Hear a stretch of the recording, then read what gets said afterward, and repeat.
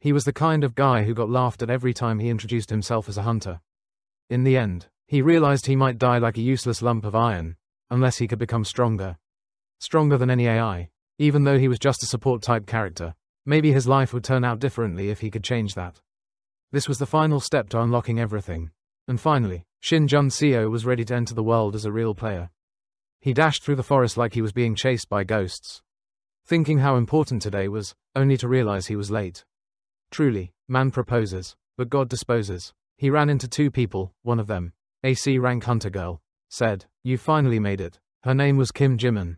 Another guy, Lim Dongwan, joked, "A rookie showing up late." Huh? He was just about to start bragging about his own experience when Jimin interrupted him, telling him not to repeat the same story. He was always late anyway.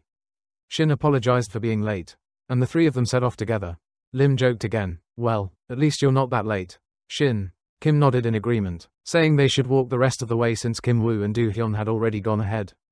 Shin nodded too, but deep down, he still felt guilty. It had been 3 months since he joined the guild, and this was his first time joining a dungeon raid, and, of course, he was late, and worse, he was only here as a support member, so he had to prove himself useful.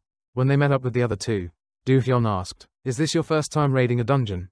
Shin confirmed and explained that he was only there to support. Do-hyun explained, "Supporters don't have the same combat abilities as hunters, so you need to be extremely careful.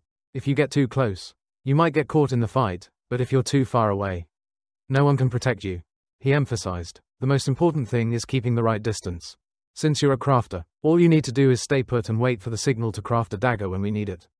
Shin asked, "Is it really going to be that easy?" Do-hyun nodded, assuring him that Shin's current gear was fine for now. He also mentioned that this was an easy dungeon and it was Shin's first time, so he didn't need to overexert himself. Just then, Lee Hyun-woo activated his mana, saying, "If I can feel it, there must be a monster nearby." Lee told everyone to get ready for battle and announced that they would move in formation.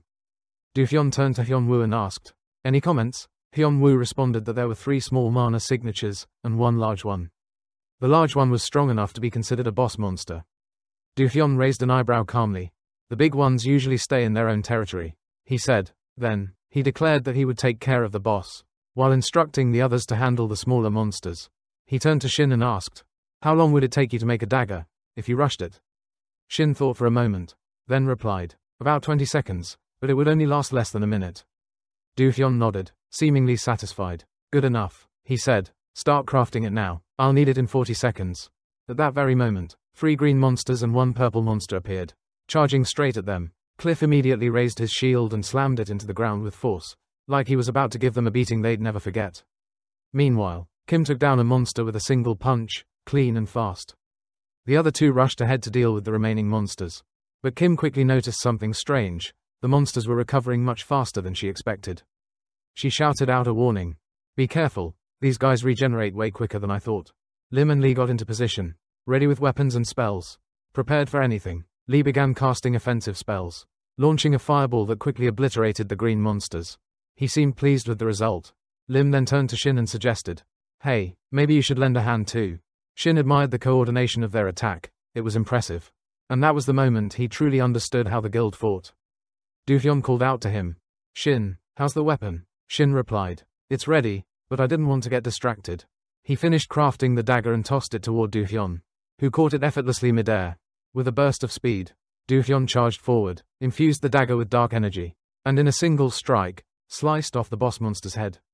After a moment, the dagger disappeared, as if its mission had been fulfilled. Lim looked around and asked, "Did anyone get hurt?" Kim quickly responded that she was fine. Meanwhile, Shin was genuinely surprised. This guild was way stronger than he had imagined. Each member was outstanding in their own way, and together, they were practically unstoppable. If they kept clearing dungeons like this, they had the potential to become a top-tier guild. But compared to the others, Shin felt like he was just the guy who made daggers. His contribution felt small. He even wondered whether he truly deserved to be in the same team as them. Do-hyun walked up behind him, gave him a light tap on the back, and asked if he was okay. Shin immediately shook his head, smiled, and said thanks. "But honestly, I didn't do much." Do-hyun raised an eyebrow. Curious, "Why would you think that?" He explained that thanks to Shin, he had saved a significant amount of money. Then Do-hyun revealed something. His ability required him to consume weapons to activate his skills, which meant he could never afford to buy even the cheapest ones. That's why he needed a crafter like Shin. All he really needed was a mana-infused weapon to trigger his power. Once again, Do-hyun praised Shin for his performance in his very first dungeon raid. He added that he was looking forward to working with him again. Shin felt deeply motivated by those words. He thanked Do-hyun and promised to do his best in the future. Lim then suggested they collect the loot. But before he could say anything more, the ground beneath them started shaking. Kim looked around and asked, "Is this an earthquake?" Lim quickly confirmed it wasn't the cave collapsing. They had already defeated the boss. Lee pointed ahead and said, "The wall, it's coming down." He used his special ability to get a better look and confirmed. A new passage was opening, leading into another area. It looked like a secret path was being revealed. When Do-hyun mentioned the possibility of a hidden room, Kim's eyes lit up. Could this be a path to hidden treasure? She asked excitedly. Without hesitation, she urged everyone to go check it out. She even jumped up and down with enthusiasm. But Lee stopped them, warning, "Hold on, it's not safe to charge in like that." Do-hyun turned to Lim and asked if he found anything. Lim just shook his head. Do-hyun didn't seem too worried. "This place won't collapse completely. We'll be quick," he said. Lim confirmed that the guild leader had given him the green light. "Alright," he nodded, "let's go in." After a brief pause, Lim agreed to join them. Do-hyun looked back at Shin, smiled, and said, "Come with us too, Shin, it'll be fun." Cut to the next scene. Shin is running for his life, sprinting at full speed. A monster is chasing him, close enough to reach out and grab him. He couldn't understand. How did things turn out like this?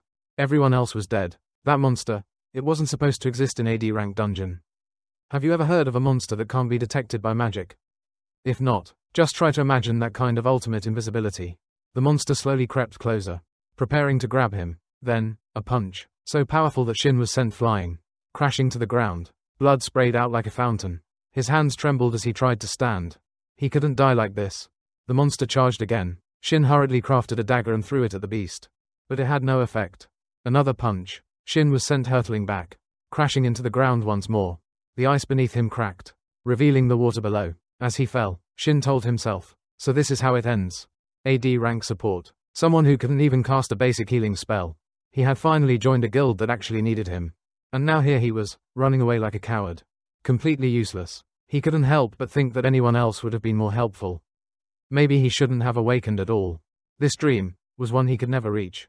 Then suddenly, a screen appeared in front of him. "You have discovered the Spring of Awakening. All requirements met to become a player." Just as he finished reading, a blinding light burst out around him. Another message flashed before his eyes. "You have received a reward. Would you like to check it now?" Shin blinked, mouth agape. A reward? Becoming a player? For a moment, he just thought about taking a sip of water. But then he snapped out of it. He didn't know what was happening. And honestly, he didn't care anymore. He decided to click yes without hesitation.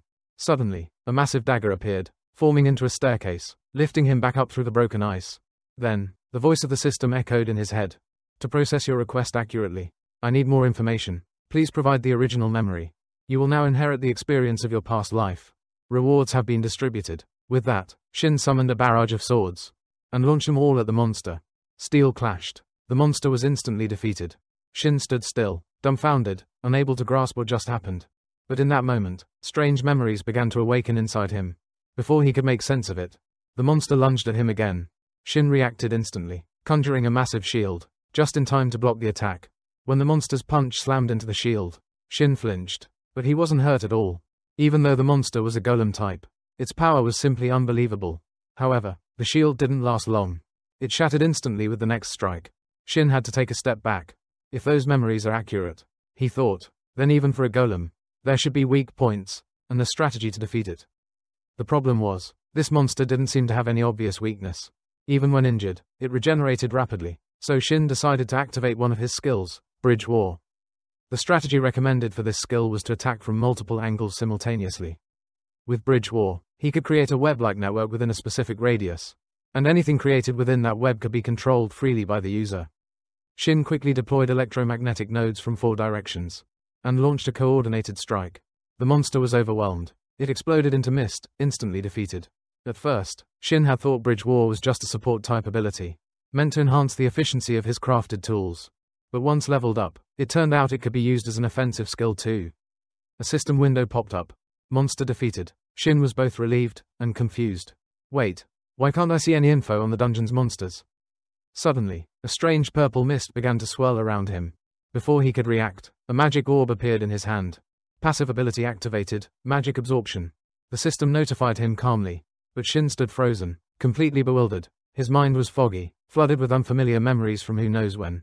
Flashes of another life, disjointed and chaotic, poured into him. He struggled to understand what had just happened. But then, he remembered, years from now, in a different future, the world had fallen, and things beyond comprehension had emerged. Somehow, he had absorbed all the experience and knowledge from that future. Even if that was a possible future, Shin knew with certainty, this timeline is different. Too many things didn't add up. Even the status window floating in front of him. He had never seen anything like it in his previous life. And finally, it hit him. He had truly become a player. In this world, that term referred to those who were chosen and had undergone an awakening. In his past life, he never encountered anything like this. In fact, 2 years from now, only a handful of people would awaken and be granted the title player. The blue screen, the one that now hovered before him, only appeared to those selected by the future itself. An unknown force, the system, bestowed this power across the globe. At first, it sounded like a joke. But when it happened, it left the world speechless. Wide-eyed, mouths hanging open. And it wasn't just the system. Players also received unique rewards. Skills and strength that far surpassed anything they had before their awakening. The system and all these rewards had come falling from the sky. And once the players began to use them, their growth skyrocketed, far beyond that of ordinary awakened individuals. Thanks to the efforts of the guild master, the first person to ever become a player, the guild that Shin had joined, Dawan, quickly rose to become one of the top guilds in the country. Even though Shin wasn't directly involved in that success, the guild had become a catalyst for his own growth in his past life. To be part of a thriving guild.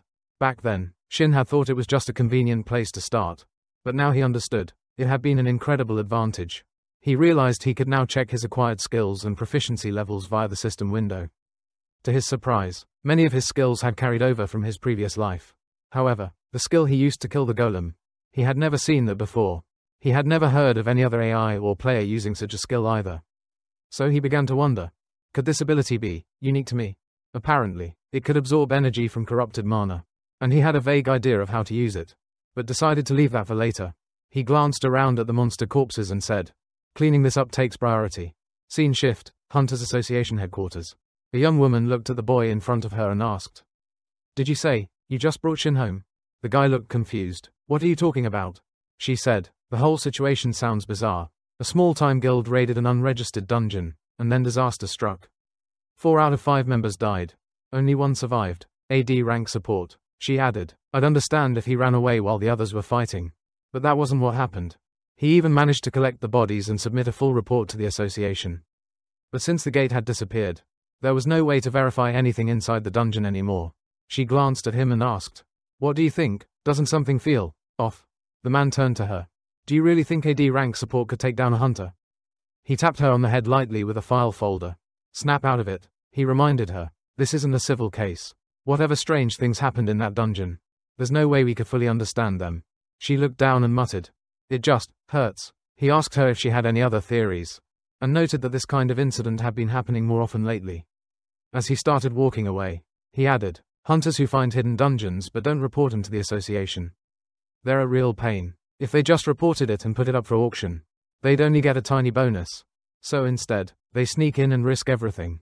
After all, it's nearly impossible for a small guild to win a gate auction in the first place." Before disappearing down the hall, he said over his shoulder, "Call me if you need more investigation or anything." She nodded sharply. The man walked away, casually flipping through the case file in his hand. His eyes paused when he noticed the boy's name had been highlighted.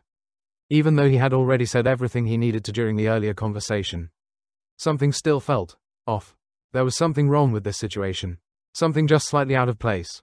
Like a puzzle piece jammed in the wrong slot. For starters, the boy's behavior during the entire investigation. He wasn't calm at all. Understandable, considering he was clearly inexperienced with dungeons and had just witnessed a deadly accident. Panic would be a natural reaction. And yet, despite missing a few details, his report had been almost too clear. Maybe that was just his personality. But still, something didn't sit right. He couldn't point out what it was, and that frustration gnawed at him. But at this point, he didn't need to worry too much. He'd just investigate everything himself. Meanwhile, Sun walked down the hallway, eyes glued to his phone, still haunted by the feeling that something was terribly wrong. He couldn't shake the unease about the unconfirmed gate. This dungeon, it didn't exist in his memories from his previous life. And when a guild member checked the official gate bidding records, there was a seal from the Hunter Association on it. But the association still listed that gate as unverified. Someone must have forged the documents. Maybe an eye posing as an official. Or worse, the association itself might be involved. That possibility made Sun clench his jaw. What bothered him even more? This wasn't an isolated case. Just like the investigator had mentioned, there had already been multiple incidents involving mysterious gates and missing people. Sun didn't know every detail, but he noticed a pattern. Every guild involved in these cases had prominent, powerful players among their members. People like Guild Leader Gil, the legendary Dewey Jun, and even some of the future geniuses who would one day be hailed as heroes. It was as if someone, or something, was deliberately trying to wipe out the future heroes before they could rise. That's when he made a decision. He would hide his abilities. He would become the sole survivor of a mysterious disappearance, a case that would likely remain unsolved. If he acted suspiciously, he'd be exposed and hunted immediately. He still had about 2 years left before the first player selection event. He had to use that time to hone every skill he had, and develop even more, whatever this system was, whoever was behind the false gates. Sun was determined to be ready when the time came. He had to find a way to grow stronger, without drawing too much attention. While browsing through the list of usable skills, he stumbled upon something interesting. Curious, he tapped on it. 1 year later, a group of adventurers stumbled through a dense forest, struggling in the middle of a fierce battle against a swarm of monsters. One of them slashed at a beast, but his sword snapped in half on impact. The creature slammed him to the ground. He barely landed safely, rolling just in time. But the monster wasn't done. It lunged at him again. The others around him turned pale with fear. Only then did they realize. This wasn't just any monster. It was a wasted lord. One of the boys in the party shouted, "Wait, these things only show up in E-rank dungeons. It should freeze to death here." But that wasn't happening. And even among D-rank monsters, a single lurking wight would already be hard enough to handle. The monster charged again. It ignored him entirely, weaving past to attack the others. Another kid raised his shield, struggling to block the blow.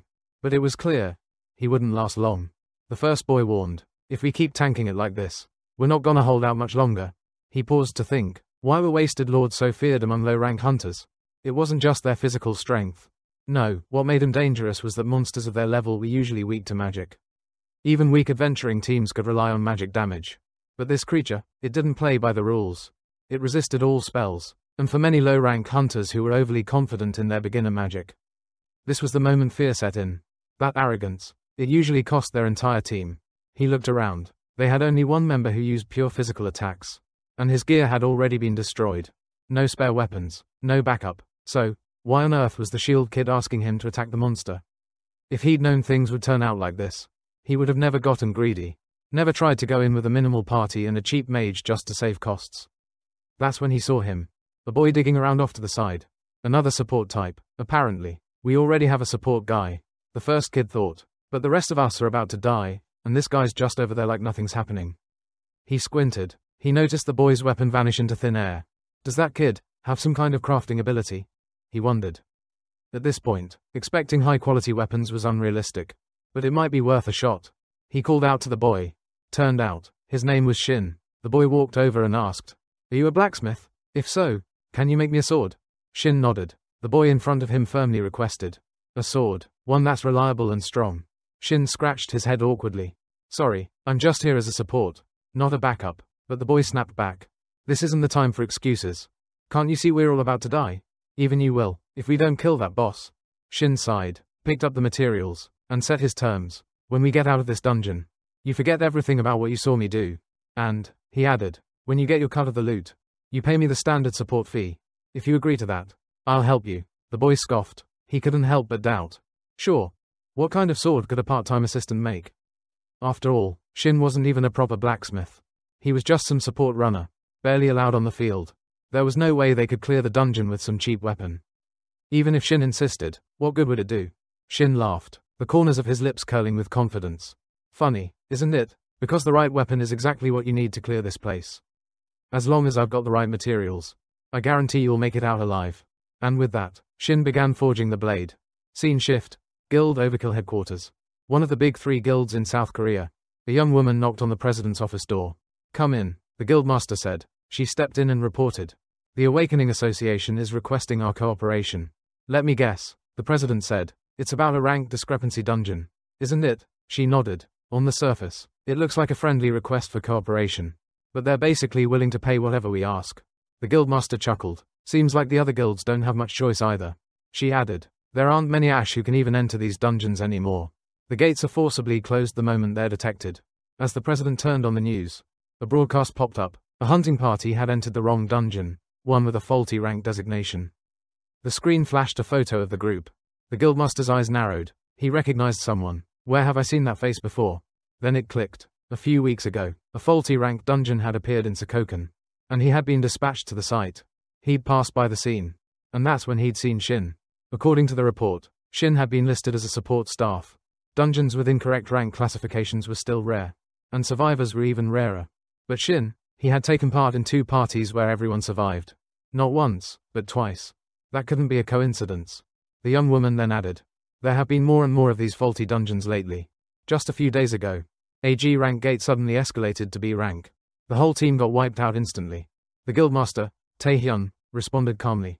I bet the Awakened Association is having a real headache over this. The woman nodded. There's been a lot of public criticism. People are blaming the association for failing in their responsibility to assess, analyze, and officially classify dungeons. Taehyun thought to himself, the council must be under serious pressure right now. He then turned back to the woman. I want our infiltration specialists to take on a few more missions. Keep an eye on the situation from the inside. Then he asked about the request he had submitted earlier. The woman replied, I've searched high and low, but I haven't found any high-tier blacksmiths. But I did get my hands on a B rank weapon from a Japanese forge master. Would you like to test it? He raised an eyebrow and replied, you know full well, any weapon below a certain grade gets instantly destroyed the moment I activate my skill. There are only a few people in the world capable of crafting weapons. That won't break from my aura right away. He stood up from his chair, clearly irritated. Look into this again, now. I'm done wasting good weapons. She nodded. Just then, someone entered the room, urgently requesting Taehyun's attention. Taehyun's tone shifted. What happened? The man reported. I checked the location of the deployment request submitted by the association. It's a dungeon, and some of our rookies were sent in as part of a freelance strike team. Taehyun asked, what's the dungeon's rank after entry? It's been re-evaluated as C rank, possibly high C, the man said grimly. Taehyun's expression turned serious. I can't afford to lose new recruits over a screw-up like this. Without another word, he headed out himself. Scene shift, dungeon gate site. Crowds of reporters had gathered, buzzing with tension and speculation, when they saw Taehyun arrive, accompanied by the woman and the man. Cameras and microphones surged forward. President Taehyun, can you comment on the recent rise in faulty dungeon classifications? Is it true the association has requested your direct cooperation to explore this gate? If the rumors are true, one reporter continued, is that why you've come here yourself? Because someone from your guild is part of Strike Team 01? The woman greeted Taehyun and thanked him for coming. I didn't expect you to show up in person, she admitted, but when he asked for a status update, she reported, the strike team consists of 6 hunters, 2 supporters, and 1 assistant. All of them have qualifications well above the original dungeon rating. But it doesn't matter now. The dungeon has been reanalyzed and upgraded to C rank. Taehyun asked, how long have they been inside? She hesitated. It's been nearly 2 hours. Taehyun muttered, I don't know how many are still alive, but I'll do everything I can. And so, Taehyun and the woman, Minhisu, stood before the dungeon gate. She handed him a sword. He activated his skill, Chesper, and swung. A burst of energy tore forward, revealing a strange black rift in the space ahead. It was a powerful ability, a skill that could slash through dimensional walls, tearing through layers of mana to pass through any obstruction, be it walls or barriers. However, it only worked in a separate dimensional layer, and affected only the user, leaving the surrounding environment untouched. But there was a cost. The sword shattered right after activation. He handed the hilt back to Minimum. Be careful, he said. You too, she replied. With that, Taehyun stepped into the dungeon. At once, he felt it, moisture in the air, the chill, and the stench. Judging by the putrid smell, he figured it was likely a reptilian-type monster. But the floor was clean, no bloodstains, no mess. That meant the creature had some level of intelligence. Considering the dungeon's current rank, he concluded, a lizardman commander, as he stepped past piles of corpses, monsters and humans alike. He began estimating the party's size and combat capability, based on the condition and spread of the lizardmen bodies. He also took note of the panic levels clearly displayed in the remains. Consistent with the preliminary report, they're probably all dead by now, he thought grimly. Who wouldn't fear the worst in a situation like this? Suddenly, a dull, heavy sound echoed ahead. He pushed forward. As he arrived at what looked like the main combat zone, he witnessed something unexpected. A monster was assaulting a hunter, while the rest of the team were locked in a chaotic battle around them. From the sidelines, Taehyun observed. This lizardman was dominating them. Its movements were fast, brutal, and efficient, clearly above average strength. He saw one of the creatures knock a sword clean out of a hunter's hand, sending it flying across the room. The monster raised its weapon, preparing to strike down the now unarmed man. There's still time, Taehyun thought. Just as the lizardman swung downward, Shin appeared. Out of nowhere, he summoned a sword mid-air, intercepting the attack with perfect timing. Taehyun hadn't reached them yet, but what he saw made him pause. Was that magic? How can a weapon just appear from thin air? He watched as Shin calmly created a sword from pure energy. And then, their eyes met. Recognition. Instant. Intense. Even in the chaos, there was a flash of familiarity between the two. Then Taehyun quickly scanned the area. He began counting. 1, 2, 3. When he reached 10, he paused. There were only supposed to be 9 people who entered this dungeon. He furrowed his brow. What nonsense is Shin up to now? Just then, another lizardman knocked back a hunter and prepared to strike. Taehyun charged in with his sword. Shin stared, stunned. T. actually came to rescue them. Himself. The man always carried around a fancy weapon, yet almost never used it.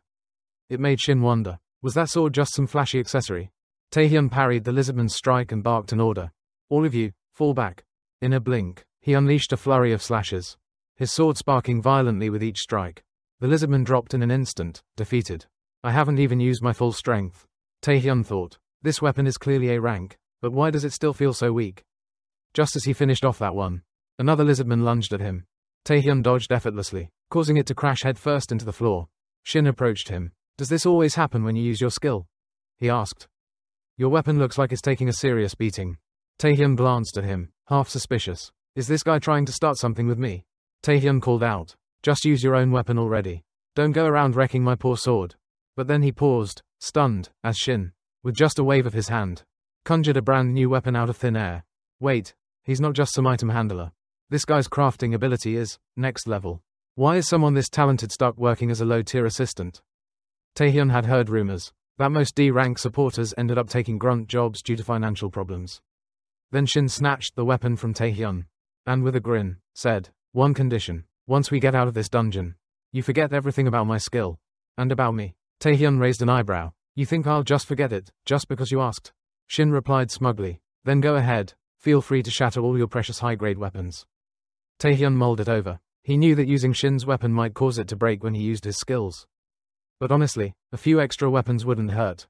He finally nodded. Fine, I'll forget. Shin grinned. Perfect, now go break something. With renewed energy, Taehyun charged the next lizardman, his blade slicing clean through the enemy's weapon. Shin watched, jaw dropped. Wait, he wasn't just blocking. He shattered the enemy's weapon first. Taehyun's control over his sword was far beyond what Shin had imagined. Shin couldn't help but wonder. Is this guy's weapon really that strong?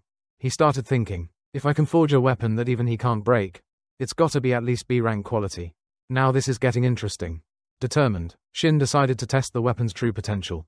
He turned up the energy to full power, and stabbed the lizardman, releasing a blast of flame. He leapt behind it, drove the blade into its skull, and triggered another fiery explosion. The creature let out a shriek, vomiting green blood as it collapsed. Standing tall amidst the chaos, Shin held the weapon, now drenched in blood, crafted by his own hand. Taehyun stared at the weapon in his hand, genuinely surprised. There wasn't a single scratch on it. Before he could ponder the implications further, a group of rookies from his guild rushed over, calling out loudly, President Taehyun. They were overflowing with gratitude. Thanks to you, we're alive. You saved us. He let out a sigh of relief. Thankfully, none of them was seriously hurt. One of them added, we couldn't do anything with our own weapons. But thanks to Shin, we were able to hold on. Taehyun turned to Shin. What's your name? Shin blinked. Why would someone like him want to know the name of a support guy? Taehyun shrugged. At the very least, we should know each other's names. Right? Then, he introduced himself. Shin finally stepped forward and said his name. He mentioned he would leave the magic stones at the dungeon entrance. Most of the group agreed and began to prepare their exit. But Taehyun turned to Shin again. Come with me, let's head to the boss chamber. Shin hesitated. I'm just a support. I don't belong on the front line. But Taehyun shook his head. This dungeon has become a time-locked dungeon. If we don't take down the boss, no one gets out, support or not. Shin replied. Then I should be the one to fight the boss. I'm better suited for it. Taehyun narrowed his eyes. As you've already seen, there isn't a single weapon that can withstand my skill. No matter how good you are at forging, It's useless if I just break the weapon you hand me. But Shin stood firm. The weapons I make won't break. Taehyun scoffed. That's just your wishful thinking. This is a time-locked dungeon. The monsters here are far beyond anything we've faced before. And if the boss is even close to that strong, then even the most careful plans won't save us. Shin nodded silently. His footsteps echoed behind Taehyun as they made their way to the boss room. When they arrived, they saw it, the Lizardman King, flanked by a hulking elite warrior. Taehyun muttered, "Forget everything you think you know. Just end this as fast as possible." He sighed. "If we drag this out, my weapon might break in half again." Shin smirked. "It won't break, and if you're not sure, test it." The Lizardman King let out a guttural command. His warrior charged forward, his legs stomping with thunderous momentum. But Shin and Taehyun moved in sync, dodging the heavy strike with ease. Taehyun dashed in with his sword drawn. But the elite Lizardman unleashed a crushing wave of pressure, using sheer strength to overpower Taehyun's advance. Taehyun was dazed, barely processing what had just happened. As he leapt into the air, the Lizardman King followed suit, clearly intending to strike at his weapon midair. They clashed. The impact sent Taehyun flying higher into the sky. The king swiftly climbed onto the back of his elite warrior, and the beast unleashed a massive stream of flame directly at Taehyun. Just in time, Shin summoned a barrier, surrounding Taehyun in a glowing dome of energy. The Lizardman retaliated, slamming Shin backwards with a brutal counterattack. Still hovering midair, Taehyun turned to Shin and asked, "Aren't you a blacksmith? What's with the shield?" Shin, completely unfazed, replied, "A shield can be a weapon, too, you know. Didn't you get smacked by one before?" Taehyun laughed dryly, raised his sword, and promised that once they got out of here, he'd have a lot of questions for Shin. The Lizardman King summoned a long chain to strike Taehyun, but he easily caught it with his fist, wrapping it around his blade. The king yanked the chain, dragging Taehyun closer. Shin called out, "Focus, stop messing around and get serious." In response, a second sword materialized in Taehyun's other hand. Taehyun looked at it, puzzled. "Wait, didn't you say I was supposed to test your craft? Not turn it into some pet toy?" The weapon caught in the chain vanished, and Taehyun immediately used the second blade, slashing the elite Lizardman with a series of lightning-fast strikes. As he closed in, the Lizardman King watched closely, but Taehyun suddenly kicked the sword directly at him. The impact sent the king flying backwards. Enraged, Taehyun launched himself skyward again, his sword glowing with energy, readying for another strike. But this time, the Lizardman King had his eyes locked on Shin.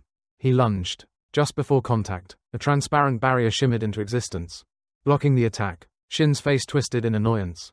"Really? Does this guy think a few spiderwebs are enough to scare me?" His aura flared. He stood his ground, eyes burning with fury. Let the real fight begin. Outside the dungeon, the once red glow of the gate suddenly shifted to a calm, soft blue. People began to murmur, "Is it cleared? Did they defeat the boss?" Moments later, the group finally emerged from the gate. Reporters swarmed. "President Taehyun, can you comment on what happened inside? Was the final boss defeated? Did everyone make it out safely?" Guild members rushed to him. "You okay? Any injuries?" Taehyun casually reassured them. "Not a scratch. I'm fine." The surrounding hunters praised him non-stop. One girl exclaimed, "If it weren't for you, we'd all be dead by now." Meanwhile, Shin handed a pouch of magic stones to the squad captain. "I've already received payment in advance," he explained calmly. "I'm leaving now." The captain gave him a respectful nod. "Thank you, Shin. We wouldn't have made it out without your support." Taehyun, meanwhile, wasn't paying attention. By the time he turned to look for Shin, he was already gone. Reporters swarmed around Taehyun, excitedly asking how he had managed to clear the dungeon so quickly and efficiently. They speculated that the dungeon must have been a piece of cake for someone like him. Taehyun shook his head. He was just about to mention Shin's role. When it hit him, Shin was nowhere to be seen. A young woman commented, while everyone else was defending and cooperating together. "You took care of most of the threats on your own.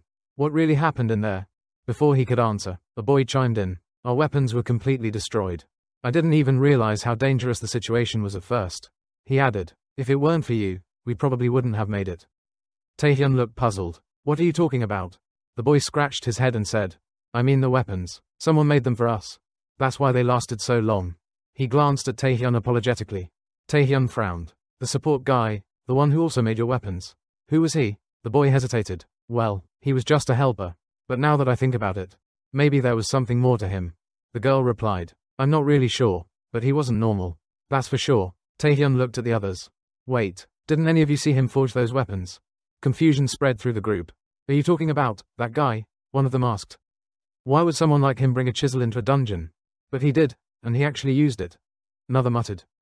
Taehyun's thoughts spun. He suddenly realized Shin had completely drained the magic stones. And then the memory clicked. Everyone had received their weapons from the same person. And now, it was like they'd all forgotten. He remembered clearly. Shin handed him a sword. And told him to forget everything about his powers. Taehyun sat silently, thinking about rent, and how only high-grade freelancers had access to skills like that. Just then, someone called out to him and Min. They immediately sensed something was off. Min handed a sealed box to the staffer, then turned and rushed off to search for Shin. Where the hell did he disappear to? She muttered. Elsewhere, Shin was already in hiding. His presence completely erased. Min searched frantically. Eventually, she and the other staffer found a lead.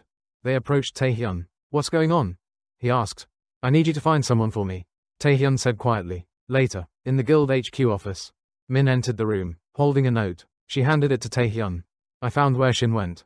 Around 10 a.m. the same day, Shin entered AD rank dungeon near Sampa with a 5-person party. Taehyun nodded as he listened. Sampa isn't that far. Min hesitated before asking, why are you so interested in AD rank crafter like Shin? Taehyun paused, letting her question linger for a moment. Does she really see him that way? He thought. It's funny, really. From the outside, anyone could easily underestimate Shin. Low rank, unimpressive background, nothing flashy. But Taehyun knew better than anyone. That skill rental technique alone had already proven everything. Its level of precision and adaptability far surpassed anything he had ever seen. It wasn't just some random utility spell. It had the potential to change everything. From Taehyun's perspective, it was clear. Shin had been using the skill to hide his true identity. There's no way a weapon maker that talented would still be stuck at D rank. And Taehyun was certain, when they met again, he'd finally get real answers. No more uncertainty, no more doubt, and best of all, he could use his full strength without worrying about his weapon breaking. Over the years, Taehyun had encountered countless blacksmiths. Renowned, masters, even, but none of their weapons ever met his expectations. He'd tested blades from legendary creators, yet not one of them had survived under his pressure. Every single one failed. To make things worse, most creators were still stuck making weapons the old-fashioned way. But Shin was different. The weapons Shin forged broke the rules. It was as if those limits never existed in the first place. With Shin's tools, even tasks that were once too difficult became simple. Things he'd never been able to do before, he could now accomplish, just because he had the right gear. Taehyun glanced at the time. It usually took about 4 hours to clear AD rank dungeon with 5 people. And yet, there was only 1 hour left. He turned to Minimum. What's his schedule for today? She flipped through her notes. You have a meeting with Guildmaster Kyong Yu at 7 p.m. Taehyun stood up. Cancel it. I'm going ahead. I don't want to miss the chance to find Shin again. Scene shift. Inside the dungeon. A young boy in armor had just defeated another. Only to stop in awe. He stared at the shimmering ribbon used by the support guy, realizing it had been crafted by Shin. If this kind of mana could break a boss's weapon, then Shin must be at least B rank or higher. Earlier, when an older hunter's sword shattered into 2, they all thought it was over.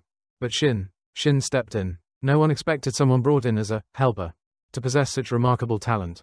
The boy was speechless. He had never seen anything like it. He bowed slightly, deeply grateful. Thank you, Shin. If it weren't for you, we would have been wiped out. One of the hunters nearby suggested. We should recruit him. A girl nodded in agreement. It's honestly a waste for someone like Shin to still be stuck doing assistant jobs. The boy chimed in. Yeah, I mean, with eyes like his, he's obviously got a knack for this stuff. Meanwhile, Shin stood silently, lost in thought. He realized he had used up more mana than he'd anticipated. No one expected this party to be so disorganized, especially since this wasn't even a time-locked dungeon. As he began gathering the remaining magic stones, a quiet wish echoed in his head. If only I had just a bit more mana earlier, things wouldn't have gone downhill like that. His thoughts drifted back to the intense heat that once filled a dungeon. Right after he took down the golem, he'd used up all his mana. And then, the heat disappeared and never returned. The mana he felt now wasn't any stronger than that of a normal B rank awakened. But at least, for now, he hadn't faced any serious drawbacks while crafting. He reflected on how his rapid-fire life experience had helped him in ways he never anticipated. The basic skill of a creator, object creation, was incredibly instinctive. The quality of the item he crafted was directly proportional to the mana poured into it. However, there was another layer to it, a hidden method to enhance the skill's effectiveness. One Shin had yet to fully uncover. He already knew that the more intimately he understood the item he was crafting, the higher its quality would be. But what surprised him most was this. As the quality improved, mana efficiency increased, too. That meant even if he used the same amount of mana to create the same object, the final result could vary dramatically, depending on his knowledge and intent. Now that his hidden ability had been exposed, Shin found himself thinking back on all his training sessions. The theory lessons, The research, the guidance from a hunter-turned-mentor, and the countless hours spent in a forge, learning secrets of the trade. Despite all of that, the thrill he now felt was stronger than he expected. As he continued digging and collecting materials, he thought, I don't know how far this ability will evolve, but I do know this.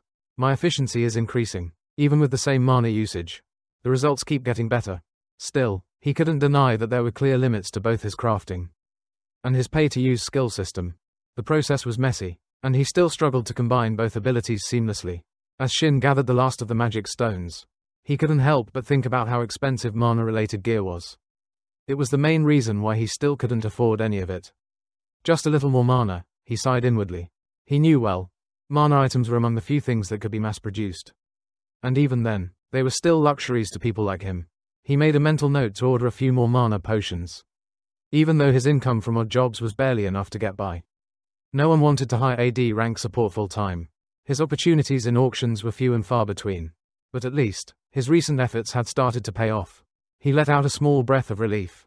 Opening his status window, he saw he was just 20% away from reaching the next tier of mana absorption.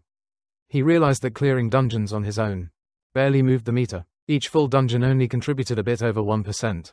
It was painfully inefficient. There was only one real option left. Enter a time-locked dungeon. That was the only way to absorb a large amount of mana at once. Unlike regular dungeons, these special zones granted significantly greater mana returns, which was exactly what he needed. But there was a problem. He had no way of predicting the difficulty of a time-locked dungeon beforehand. If Tao didn't go with him, it could get ugly, fast. His last experience had proved that clearly. He concluded there was at least a high chance. The dungeon would include AC rank boss, which meant he had to prepare thoroughly. Right now, the only way forward as AD rank awakened was to focus on the rewards of mana absorption. As the group prepared to leave, the squad captain expressed his gratitude, commending everyone's effort. I'm sure we'll meet again someday, he said with a smile. Shin felt satisfied. He had made some truly meaningful memories with this team. Just then, Tao caught up with him. Hey, Tao called out, you remember me, right? Shin turned, realizing his efforts had gone mostly unnoticed. Still, he smiled politely, but then he asked, would you believe me if I said I didn't really do anything? Tao handed Shin a small card. Shin raised an eyebrow. What's this? What kind of job are you offering? I've got something important to discuss. Tao said, just need a bit of your time. As Shin glanced at the card and saw the name, his eyes widened slightly. Gil Kangryok, one of the top 3 guilds in all of Korea.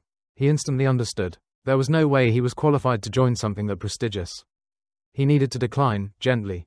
I already have dinner plans, he said quickly. He began turning away, but Tao suddenly rested a hand on his shoulder and said firmly, I promise, this conversation won't disappoint. It won't take long. And hey, dinner's on me. Shin replied immediately. With your position as a guild master, Tao, you must have way more free time than a bottom-tier support like me. Tao chuckled, nodding. Fair enough. That's actually true. Shin didn't look too pleased, but he realized he needed to think carefully, especially about how rent might be affecting Tao's judgment. After a short pause, he reluctantly agreed to sit down for a chat. The 3 of them headed to a traditional Korean restaurant for dinner.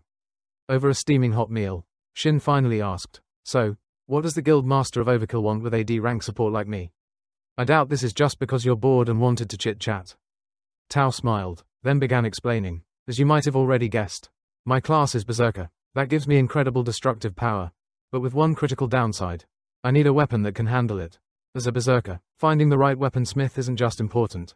It's essential. I've searched everywhere, both in Korea and overseas.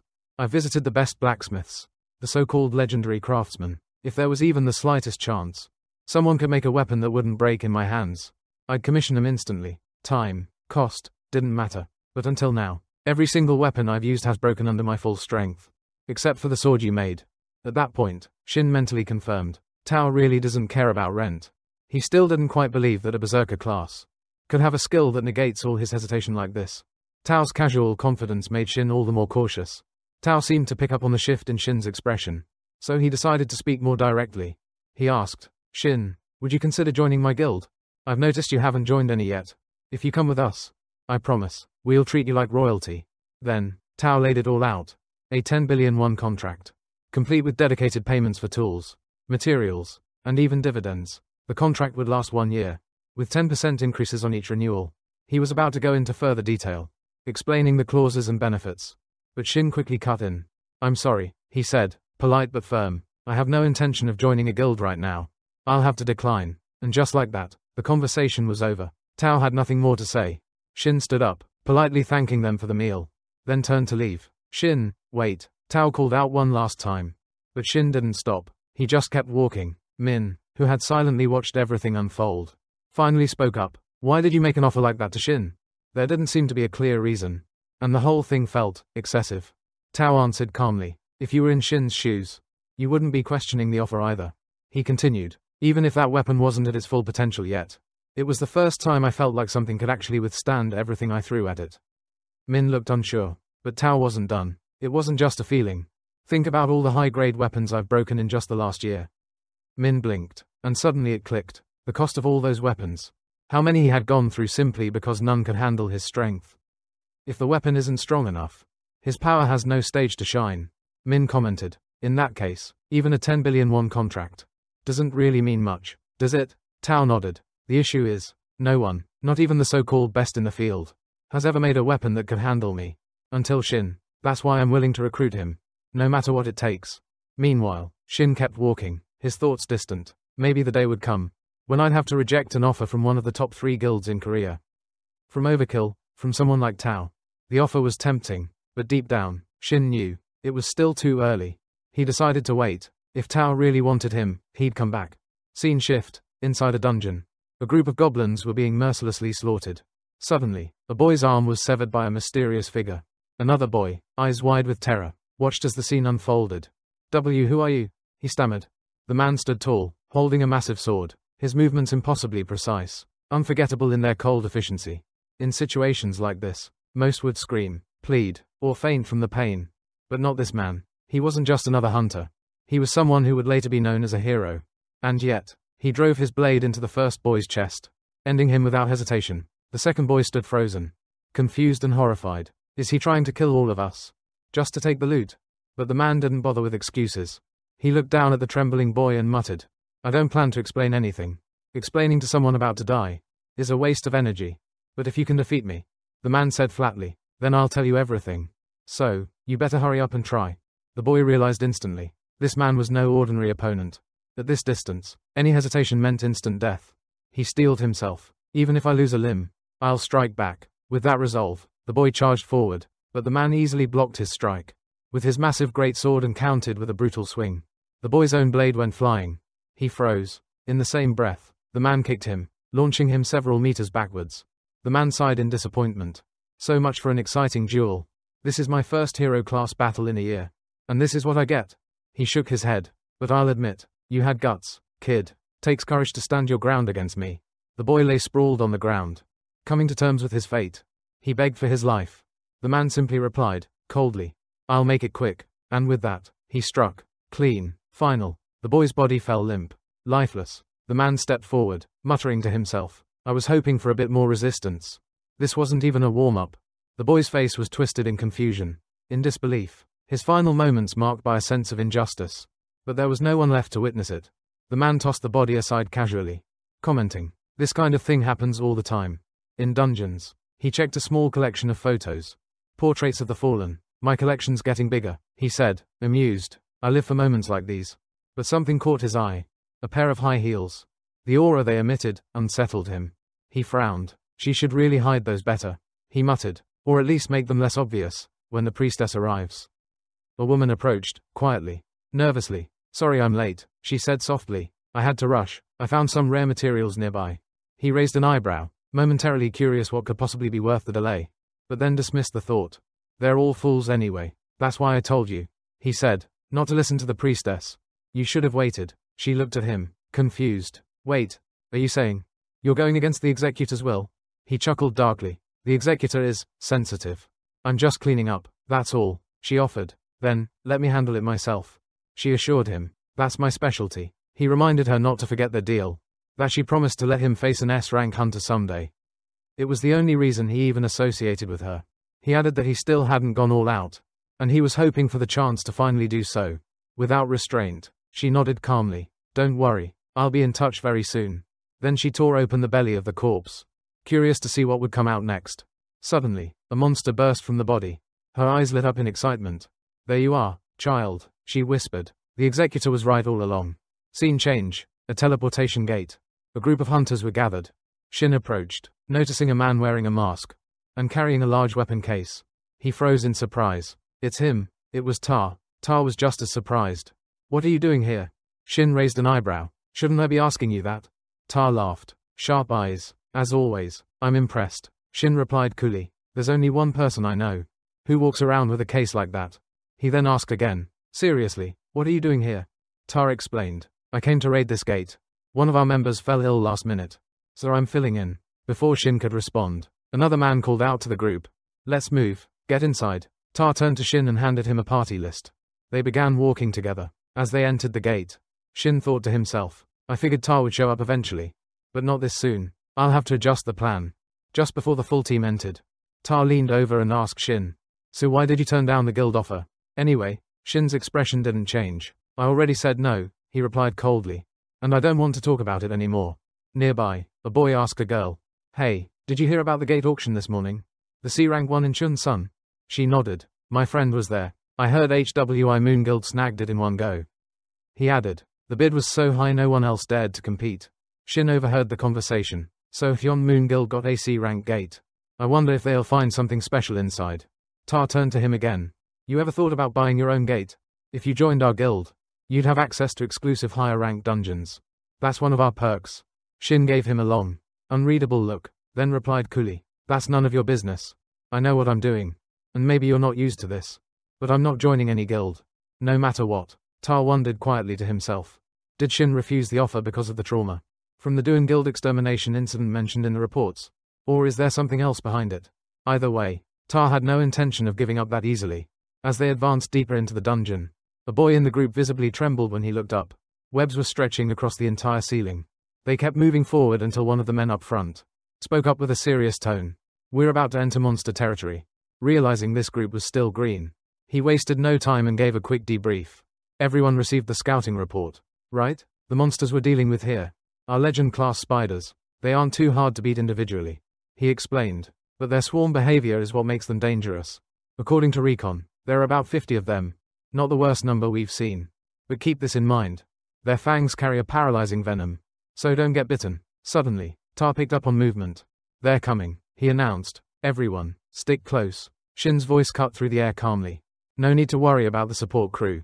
Just focus on fighting. But Tar turned to the team and reminded them firmly. Protecting the support members is crucial. That's a rule hunters follow. Regardless of the situation, their strength, or how they feel about it. Shin smirked. Since when do hunters follow rules that stupid? Just then, someone shouted. They're here. A boy holding a sword was shaking badly, but still tried to steady himself. He told the others, we can do this. Just stick to the plan. A spider lunged at him, and with one clean swing, he sliced it in half. Another boy raised his shield to block a strike, while a girl behind them channeled magic through her staff, unleashing a flurry of energy beams at the swarm. Tar observed quietly. For AD rank party, this performance isn't bad at all. Maybe I don't need to worry too much about them. Meanwhile, Shin was shocked. He hadn't expected there to be more than a few dozen. But this was a full horde. The moment the spiders charged, Tar unsheathed a fire element weapon and jumped into action. These spiders, their defense is nothing impressive, he thought. He realized he didn't even need to use the blade. A single burst of sword aura was more than enough to take them down. If things continued this way, he might be able to finish the attack without losing a single weapon.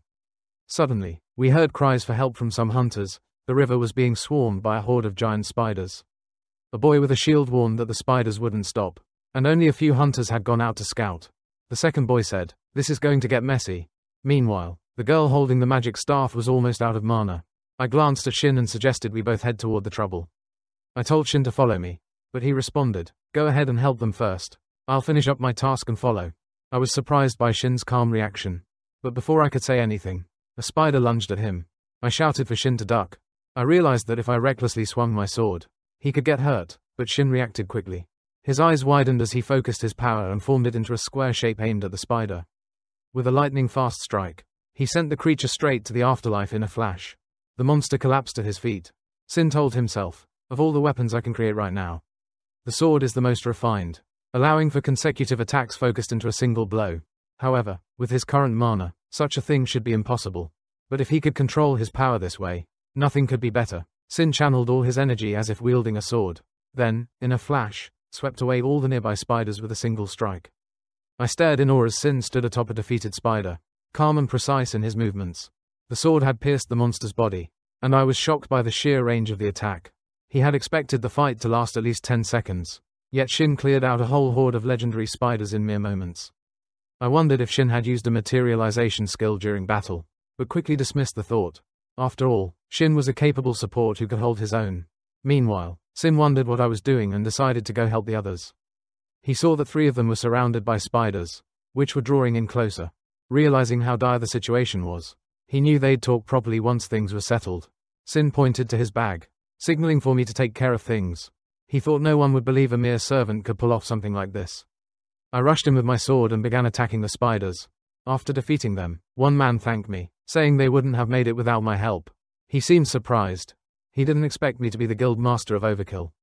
I apologized for not revealing my identity sooner, but he said he was simply quietly investigating the dungeon.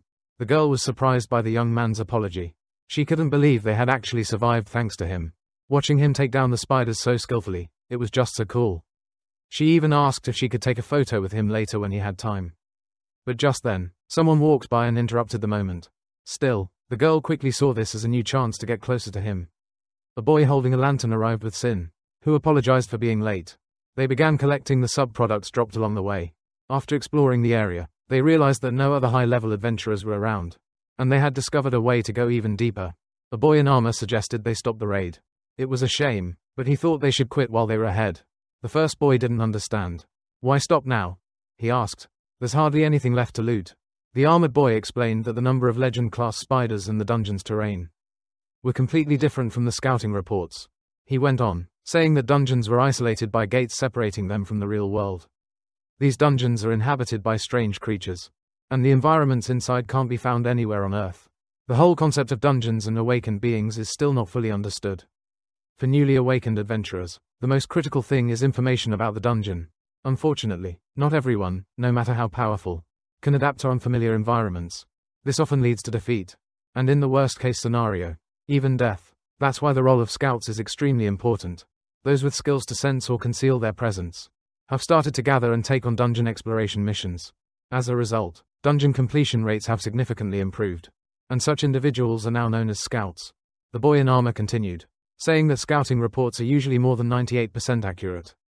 So the chance of this being just a mistake was very low. However, they couldn't rule out the possibility of a ranking error within the dungeon. The second boy hesitated for a moment, and then said, "But since we have him with us, can't we just keep going?" The armored guy replied, "I understand your desire to move forward, but he already helped us once. If we're not careful, we could all be in serious danger." The boy insisted on continuing, saying he had his own reasons to push through the dungeon. He asked if there was any other way. The girls seemed to share the same determination. The armored man questioned whether their reasons were truly more important than their own lives, because once they stepped into the boss room, there would be no turning back. He didn't want that kind of fate to happen to anyone in the group. So, he suggested they withdraw for now and report everything to the guild. But I told him I was fine, and ready to continue. Even though he was only here to investigate, he was still a part of the team, and if this raid could help him reach a conclusion, then there was no reason not to press on. If he wanted to dig deeper, the boss chamber was the place to go. The armored young man bowed his head slightly in my direction, thanking me without shame for agreeing to continue. He then began talking about his role as leader, but I simply told him not to worry about me. Just keep leading as he had from the start. He nodded, then turned to the group. "Let's move," he said, motioning for everyone to follow. The 5 of them advanced, and soon they stood before a large gate. The team leader felt certain they had reached the boss room. He said he'd give a final briefing before they entered. He explained that the dungeon boss was the Queen of the Legion, a spider matriarch classified as AG rank threat. Her overall combat ability was relatively low, making her one of the easier bosses to defeat. Her main role was to raise and command the legend-class spiders. However, that was just preliminary information. They had no idea what truly lay behind that door. He nodded one last time and said, "Let's head in." One of the girls conjured a soft light to help them see more clearly. But I couldn't sense anything out of the ordinary. The team leader reminded everyone to stay cautious. This was, after all, the boss's chamber. Before long, they laid eyes on the Spider Queen, surrounded by a few smaller spiders. A boy dressed in spider-like armor appeared, just as the report had described. The girl let out a sigh of relief, seeing that the boss looked exactly as they'd imagined. She prepared to strike first with a lightning spell, and her attack sent the Spider Queen crashing to the ground. The leader hesitated, wondering if the boss was already dead. But something felt off. This wasn't how things were supposed to go. Without wasting another second, he shouted for everyone to retreat immediately. Suddenly, a strange sound echoed through the chamber. From the darkness emerged a terrifying spider-like creature, with the upper body of a human, a truly horrific sight. I immediately prepared to attack, realizing this was a B-rank monster. He knew that with his poor swordsmanship, he wouldn't be able to leave even a scratch, so he had to make sure his first strike dealt the most damage possible. As he gathered all his strength for a critical blow, his weapon shattered mid-swing. Just as he was being flung into the air, while airborne, he realized his sword was completely destroyed, and he had lost his chance to land the final hit. Just as danger closed in, Sin swiftly forged a temporary weapon for me, and told the guy to stall for time, so he could craft something truly powerful later. Sin was trying to burn through the last of his mana, but nothing seemed to work. He began to wonder, had he already drained himself completely? It was astounding he had lasted this long, with only the mana he had left. Thanks to a few mana potions, he was able to keep going, though now, he could only take one per day, and taking more could lead to addiction. After drinking one, he felt the effects kick in, still as potent as ever. But it was too late to forge a proper weapon now, so he began crafting anyway, thinking of the high-level B-class monster that had shown up instead of the originally expected boss. It was supposed to be a C-class spider empress, but what they got was a mutated emperor spider, and they were incredibly lucky I had joined the team. Without him, facing such a threat with their current lineup would have been close to impossible. Once the danger level hits B-class, everything changes, the tension rises, and the battle becomes deadly. Eriksson was now fighting beside me, surrounded by streams of raging fire. He thought to himself, my fighting ability, it's barely equal to a low-rank E-class hunter. With the group's skills as they were, they couldn't rely on just me. He turned to the others, telling them to be ready. Now was the time to move. The Arcness had shifted their aggression elsewhere. The team leader still wondered who Shin really was. The second guy questioned why someone so talented would choose to work as a mere servant. The girl, too, wondered if Shin was traveling with me.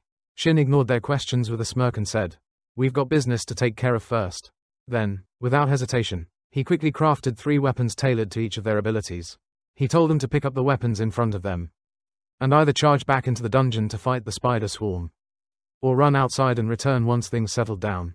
Sin believed they would make the right choice. As more and more spiders surged forward, the trio drew their new blades and launched into the fight, slashing down enemies left and right. Stunned at the sheer power in their hands, they had never wielded anything like this before. Every swing sliced through the monsters like cutting through paper. One of them even wondered aloud, was monster slaying always this easy with the right weapon? The girl unleashed her strongest spell, blasting a massive group all at once. The team leader stared in shock, realizing that the only thing that had changed was their weapons. Yet her spell's power had multiplied several times over. He couldn't help but wonder, are Sin's weapons really that incredible? And who exactly is Sin? Anyway, as for me, my blade was now drenched in thick, green blood, from the high-ranked monsters we'd just torn apart. As time dragged on, he began to realize it was getting harder and harder to stall. And the moment Arachron charged at him, I knew, this fight needed to end. Now, he dashed forward, sword raised high, and brought it down on Arachron with all his might. To his surprise, the blade remained intact, not a single crack. He realized it was far stronger than before, just as Shin had explained. Suddenly, a swarm of spiderlings appeared, prompting the girl to wonder, where did they come from, and where are they heading? The leader quickly noticed. They were marching straight toward me. Everyone fall back, I shouted. He suspected Arachron had been hiding them, and that this was about to get a whole lot more complicated. Then we saw it. Arachron's ability was activating. As the spiders drew closer, I immediately understood what was happening. Arachron was sacrificing them, draining their life force to heal himself, almost like he was resurrecting in real time. The young man realized that Arachron would just keep coming back, unless we wiped out the entire swarm. With renewed fury, I charged again, thinking to myself, I need to increase firepower and finish this in one final blow. Flames erupted along my blade, but it began to crack, and I felt a wave of dread.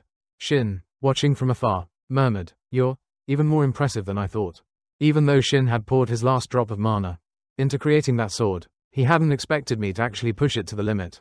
Without hesitation, Sin quickly forged another blade. He handed it to me and said, "This isn't your usual one-blade sword. It's the sturdiest weapon I can create right now." The moment I gripped it, I could feel its power humming through my arms. With this new weapon, I was completely confident. I could take down everything in one strike.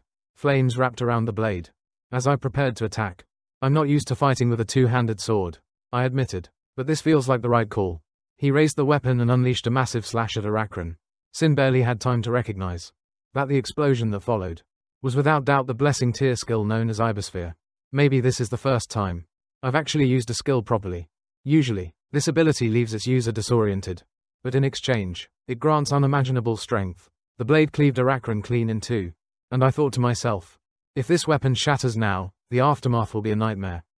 I could feel the danger creeping in, and if I hadn't gone all out, my sanity might have already been consumed. It was the second time since my awakening that I'd come close to losing control. This time, though, I had used the skill correctly. Still, there was a lingering unease. But when I looked at Shin, I understood something. Shin wasn't just another awakened being. Once his abilities are discovered, the entire world will turn its eyes on him. They stood there, staring at Arachron's corpse. A massive surge of mana was radiating from his body, unlike anything they had ever encountered in any dungeon boss before. Sin turned to me. "Can you feel anything coming from the remains?" he asked. I shook my head. "No, the boss is definitely dead. We took care of all the residuals. It can't come back." Sin nodded, agreeing. Even high-level hunters wouldn't be able to sense mana the way we just did. Then, without warning, my passive skill, one that absorbed mana, suddenly activated. As I stared at the system window glowing in front of me, I noticed something new. A new skill had been acquired, demonic weapon crafting. Curious, I opened the description, but even after reading it, I couldn't begin to imagine what kind of terrifying weapons this ability would allow me to create. I didn't recall anything specific about the demonic realm, even though it was something even Ash seemed to understand. In their own way, a bit disappointed there wasn't a more direct mana-related reward. Sin just shrugged it off. No big deal, but I realized something else. Thanks to Arachron, I had gained half the mana I needed, and the rewards might not stop there. I waved Sin over. "There's something I need to say," I told him. Curious, Sin stepped closer. I bowed deeply, and began with a sincere apology. "Even if you decline, I have to admit, inviting you to join our guild, Overkill, was extremely impolite, both as a person and as the guild master. I apologized from the bottom of my heart." Sin looked uncomfortable at the sudden shift. The group leader was equally shocked to see me bow my head to someone they thought was just a helper. But then again, with Shin's incredible abilities, there was no way he was just a regular assistant. The leader started to suspect that Shin might actually be a hidden asset of Overkill. At that moment, the young boy and girl from earlier returned. "We searched everywhere," the boy said, "but there's no sign of anything unusual." The girl added, "Maybe Arachron already gathered all the monsters from the dungeon beforehand." The boy looked impressed. "This weapon is insane," he said. "I split a monster in half without even using any energy." The girl nodded. "I've never heard of anyone forging a weapon like this before.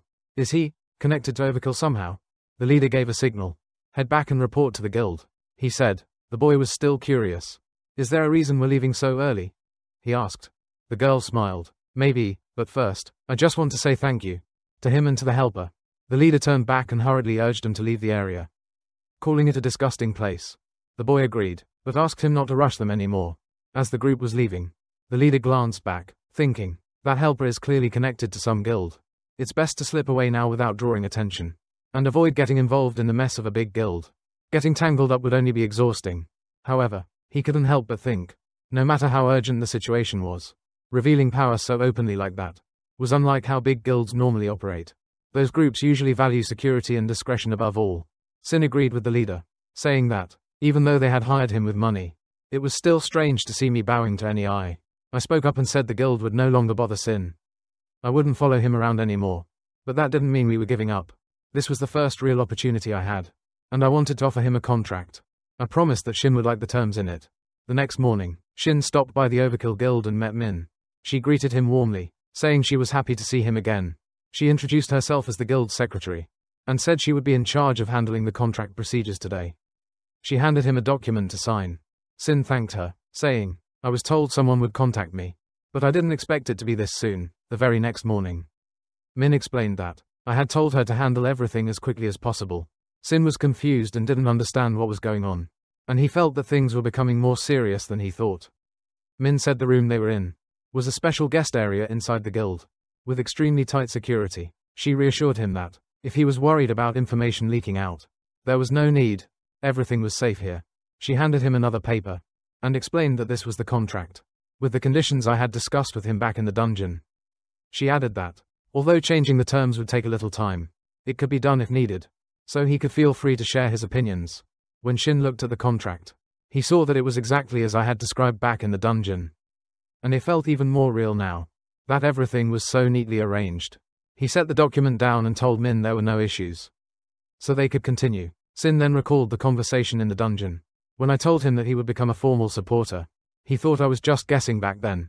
But now, Sin vaguely understood why I was hesitant to join any other guild. Maybe it was because I had to hide my true identity. If that assumption was right, then this offer could actually help me. The guild could secretly provide him with the rare materials he needed, and help him access dungeon gates without drawing attention. As always, even though the contract had to be formalized, everything would be handled in secret. Still, Sin couldn't help but wonder, why is he being so generous to me? I made it clear right away. Nothing comes for free. I laid out my condition. Sin would have to help me with the tasks I assigned personally. I also explained that I wouldn't force him. If he didn't want to take on the jobs, he could simply say no. Sin then asked, what if I just receive the support without actually helping? I smiled and told him, that's fine too. The goal of this contract, after all, was simply to form a connection between Shin and the council, and to prevent him from joining any other organization. Accepting the missions was just Shin's way of showing sincerity, nothing more. But just as they were talking, they heard footsteps approaching. I remarked, well, talk about timing. 2 middle-aged men entered the room. One introduced himself as a member of the investigation unit from the Hunter Association. The other looked at me and asked if I was all right. The first man said we had to go immediately, and that I could give my answer outside. Before leaving, he turned to Shin and said he hoped for a positive response. He emphasized that, if Shin felt pressured by any of this, he wasn't obligated to accept. I added, Shin's abilities are far more valuable than anything written in a contract. Shin paused, thinking back to his original plan, to leave a strong impression on me, and maintain a relationship with the guild, without officially joining. In the end, he decided to sign the contract, but not before asking, so, when do I start receiving support? Min smiled brightly, pulled out a small box, and explained, you can start right away. She also told him, if there's anything else you need, just let me know. This is a gift from him, a token to celebrate the contract. Min added that she had heard I found something useful in Arash Min's chamber. Sin opened the box just a crack, then closed it immediately. He thanked her, and carefully tucked the item into his bag. Then, he handed her a list of materials he needed for support, asking where he could get them. Min replied, if it's that many, the materials should be ready in about a week. However, she added, I might be stepping out of line here, but I don't think those materials will be of much help to you. Shin nodded and said, I wasn't really planning to use them anyway. He stood up, mentioning he had an appointment, and had to leave right away. He walked to another building, and sat down to wait. While checking his phone, he realized it was just about time for her to arrive, and finally, he saw her walking toward him, her presence echoing like a hunter's theme song. This scene reminded Sin of the past, back when he was still in the forest, the place where Jia had taken down a monster effortlessly. Not long after that, she was selected to join the team, and quickly rose to fame as a prodigy hunter. A holy tier sharpshooter, Jia approached the receptionist's desk, apologizing repeatedly, and asked for directions to the training gate. She handed over her card, causing the lady at the counter to immediately recognize that Jia was an A-rank hunter. The receptionist asked if using a C-rank training gate would be alright, but Jia gently declined and requested to use a D-rank gate instead. Both the receptionist and the guy at the desk looked at her in complete confusion, as if they had seen a chicken grow feathers out of nowhere. Jia thought to herself, it was just recently that I was officially certified as an A-rank awakened. And yet, I'm still inexperienced. I've only entered a few gates so far. The man at the desk had seen many low-rank awakened individuals give up and stop pursuing that path altogether. But never before had he seen an A-rank come in and request a lower-level gate like this. For some reason, it looked like Jia was on the verge of being demoted. An awakened's rank was originally determined based on how much mana they could absorb, when blue energy would pour out from mana rifts and flow into people's bodies. But the amount of mana each person could absorb differed. The more mana a body could contain, the stronger the person would perform.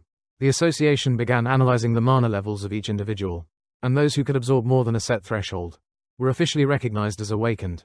From there, people were ranked into tiers, based on how much mana they could hold.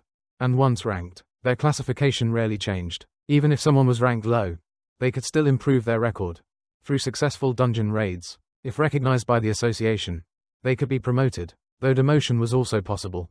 Jia filled out the form and handed it to the staff. The woman said she would help Jia with the guild procedures, and asked if Jia had a partner to enter with. Jia declined, so the woman said she'd add Jia to the partner recruitment list. According to regulations, at least 2 participants were required to enter together. Since no one had requested to open AD rank training gate, Gia would likely have to wait quite a while. Gia wondered if she could enter alone. The woman replied it was possible, only if Gia had a solo in-guest permit. But it looked like she hadn't registered for that yet. Instead, Gia was offered to take a qualifying test, and the staff asked if she wanted to sign up. Gia declined again, saying she would wait. The woman gently reminded Gia that her first hunter license was about to expire. Just 1 month left. She was sure Gia had received the notice already. To maintain her A rank, Gia needed more field experience in C rank or higher gates, or she had to pass the A rank practical exam. It looked like Gia would have to take that test, and surely, she would be notified about it soon. The woman wished her good luck. Gia nodded and thanked her. Gia, gi rang viet yer kao mot kong wan luyen the su fuk tap. Dankla ko nen yer kao truck tuyen cho nhanh. Ko that din ro, khi den truck teep va phi gap go kwal nu nguoi. Ko nang den voi tam the kong the bai tut hang. Nung jo ti tu nu phi tin tau lai toi. Kong chi la lo di toi ma. Nen chak kong gap chuyen gi nu lan truok dai. Cu tu ma lam lai tu dai chak chan wa chuyen she on toi. Enan veen la tan bao. Gia cho chut nung don yer kao da duok gui toi roy. Hang di kung de hu toi ma vai. Gia dai mot min nen kung chang sao. Ko anh chong enan dong y. Kan chuyen sang kan kong inguk toi noi. Gia vua den va gi rang da lao roy ko mwa mak bo ne. Kam zarch that la kai cook. Khi ko shwan bai book vow. Mot on chang ten. Sin tien lai gan va tu joy tu la nguoi ho tro. Hai vong rang ho she hop sa voi nhau. Gia qui chow de chow hoi on ta. On a sin loi vi den tre va de gi sa tu vow trong. Gia dong y bao rang ko she dua ra ya cow. Toi sin tu nu rang Gia. Le mot bo san hanger. Nguoi bandai da duok hook teen le mot back cow. Tu ian heen sao mot lot by kiem tra 7 by. Konang le mot trong sa et nung nguoi thuk tin by dank. Schwung hang si Gia lam ontamo chin le Gia. Do the now di nua van dat duok dan hu than zar tu. Lai du koko the enan duok dan hu naila. Sao khi duok chon lam nguoi choi. Kodar kalm fa ra tai nang team and kua min. Va sin bit ro tai nang du lagi. Du la mot tai nang ma du Gia. Kong tro than mot nguoi choi. Ti van ko the kalm fa ra duok. Sin quiet tam gi up ko a thuk tin ngay trong ingi hom du. Ho book vow the joy hamming guk. Noi me kong goblin dang lang thang trong rung. Gia tron di va lenin heen tu hoi liu ho da roi di chua. That ni nom khi thay nung kong ko vat that. Gia na kian ko view mung vi da mang theo theat by. Ko the kamenan. Mana kua ko vat. Ko a sao du sin loi. Sin vi da tu y di mot min va hoi xem. Liu ko on kong noi ko tu min zu lai dam ko vat. Ko a hua she chia ju. Chen loi fam va boy thung cho on ta. Sin chan and ko bao dung lo cho on ta lam gi. Noi ko a kan gi up do. Tiet and hat on a kung ko the kung cap vi mui ten jo. Jidia thanked him, and quickly took her stance, ready to launch an attack with her archer's skill. She told herself not to worry, and aimed straight at the goblins. As one fell, the others began charging toward her. Without hesitation, Jidia loosed another arrow, taking down several more goblins. Sin watched her closely, thinking, I've never seen her fight like this before. Ever since she became a player, her destructive power had far surpassed that of a typical A-rank hunter. But it was meaningless, if she couldn't hit her targets. Jidia focused, aiming carefully, thinking at least one of her next 3 arrows would find its mark. At this pace, she could fire at least 4 more shots, so she planned to finish him off with just 2 of the next volleys. She was tense. These goblins were unlike the ones she'd faced in simulations or drills. Soon, a whole swarm had surrounded her. She froze, unsure where to shoot or what to do next. As the goblins behind her prepared to strike, Sin suddenly summoned giant swords. That formed a protective barrier around her. He approached and said, I need your help. Startled, Jidia asked, Wait, isn't this the rank maker? Sin nodded. I can't hold them off on my own for long. He explained. That's why I need your strength. Jidia hesitated, unsure of what to do. But Sin moved forward, toward a group of monsters hiding in the bushes, and called out to her. Use the rest of your strength and fire one final arrow, right there. Even though she had no idea what he was planning, Jidia nodded without hesitation, with determination in her eyes. She took aim and fired a critical shot in the direction Sin pointed. She wondered if she'd screamed out loud, and what she was supposed to do next. Sin smiled at her and said, You opened the path, now it's time to run. Though surprised, they didn't hesitate. Both of them turned and ran. They made their way to a cave near the mountains. Jia glanced around, unsure if they were truly safe. Did we really escape, or are we just hiding from the goblins? She realized the goblins had stopped chasing them, but so much had happened that she no longer trusted her instincts. She couldn't understand how Shin remained so calm through all of it. But whatever, she thought. They needed to get out of here as soon as possible. I'll wrap things up by the end of today, Jia said, and I'll pay you back every single coin. But Sin shook his head. We can't leave yet, he said. The goblins are on high alert. They'll stay in this area for a while, and escaping now would be too dangerous. He also thought they might have dropped the rescue beacon during the escape, so they had no choice but to wait until the goblins retreated. Joe was shocked. He immediately asked, when can we leave this place? Sin replied, it might take half a day, or even longer, depending on the situation. Joe was dizzy just imagining the idea of waiting half a day. But Sin suspected he was bluffing a little. He figured the goblins would probably retreat in about 30 minutes. After all, they weren't exactly known for tactical coordination. The real issue, though, was something, or rather, someone, else entirely. It was the queen of stalling herself, Jia. In her current state, she'd probably believe whatever Sin told her. The real challenge now was figuring out how to convince her to come inside the cave with him. He wasn't sure she'd agree, and wondered if there was any alternative. Jia, on the other hand, was full of apologies, blaming everything on herself. She deeply regretted not fighting properly against the goblins, and even insisted on going out alone earlier. She apologized again, saying it felt like she was about to cause more trouble, again. She couldn't believe she had ended up in this situation. In a D-rank dungeon. No less, she thought. Someone like me shouldn't even be stepping into places like this. Seeing how anxious she was, Shin clapped his hands in front of her with a crisp snap, and said, if you feel that guilty, then just agree to do one thing for me. Jia tilted her head, confused about what he meant. He suggested that they talk inside the cave, adding, we've got plenty of time anyway. Once inside the cave, Jia wondered if Sin really needed her help at all. Back when she was still an ordinary hunter, she didn't have much dungeon experience. She didn't even fully understand what Sin was talking about. But then she finally realized. He was talking about a high-level monster. Sin reminded her that she'd said earlier. This was her first time entering a training gate. So it made sense she didn't know. This stuff isn't something many Ash are aware of anyway. He added. He explained that in some dungeons, there isn't just one boss. There's another monster ranked just below the boss, called an elite monster. This cave was the habitat of such a high-tier creature.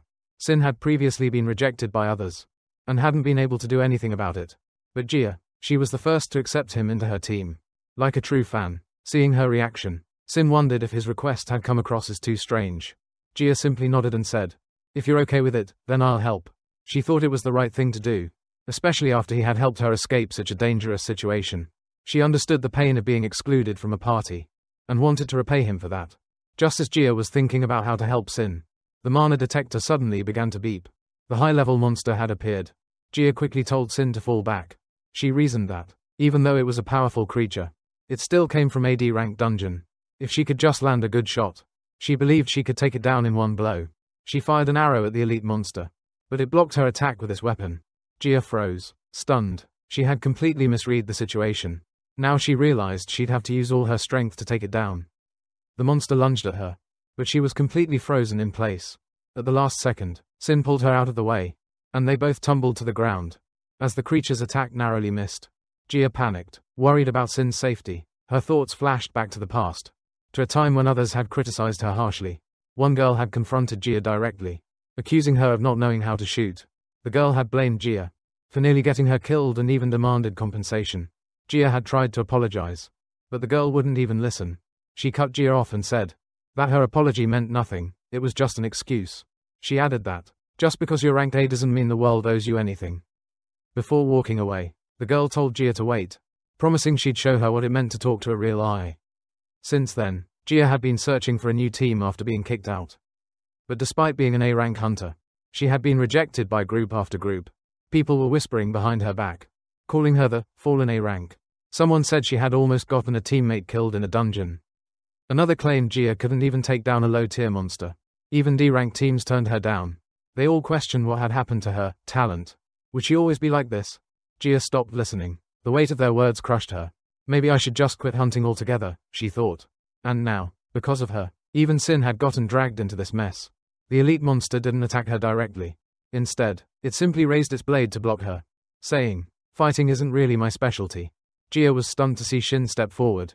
Calm and collected, he looked at her and said, I know this seems frustrating, and you have a point. But listen to me carefully. If you can stay calm and follow my instructions, we'll win this. He believed the stage was already set. And in a critical moment like this, there was no problem activating it. All he needed now was to buy some time. He told Jia to look closely at the monster. If you do, he said, you'll see something. When you do, aim straight for it and put everything you've got into your shot. At that moment, Jia stood up, feeling something shift within her. It was like every nerve in her body had come alive. A sensation like goosebumps running down her spine. It was uncomfortable, but she forced herself to endure it, positioning her body precisely for the strike. Now, she could see the weak point clearly. She knew this was her one and only chance.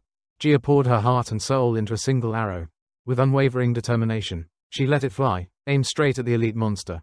Sin watched the arrow streak through the air, and saw the monster blown backward. He realized, the plan had worked, the conditions had been fulfilled. It looked as though it had triggered spontaneously. But he knew, every step had mattered.